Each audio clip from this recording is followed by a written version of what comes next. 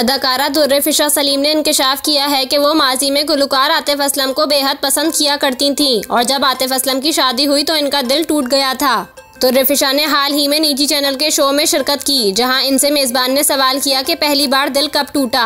कभी ऐसा होता है कि किसी हीरो की शादी हो जाए तो अक्सर लड़कियों का दिल टूट जाता है। जवाब में अदाकारा ने कहा, मुझे याद है, मुझे आतिफ असलम पर बहुत बड़ा क्रश था। मैं इन्हें इतना पसंद करती थी कि हर वक्त आतिफ के गाने सुनती थी और मैं इन्हीं से मुताल्लिक गुफ्तगू किया करती थी। दुर्रेफिशा सलीम ने बताया कि मेरी बहन अब भी मुझे कहती है कि आपने कभी इस बारे में अवामी तौर पर बात नहीं की। मुझे याद है कि मेरी आतिफ असलम से मुलाकात इनकी शादी के 2 दिन बाद हुई। उन्होंने बताया कि वो मेरी गुलकार से पहली मुलाकात थी। इस वक्त मैं रो रही थी। तब मेरी उम्र इतनी ज़्यादा नहीं थी और मैं O लेवल्स कर रही थी। अदाकारा ने तस्लीम किया कि जी हाँ, आतिफ असलम की वजह से ही पहली बार मेरा दिल टूटा था। वाज़ेह रहे कि आतिफ असलम की शादी सारा भरवाना से मार्च 2013 में हुई थी।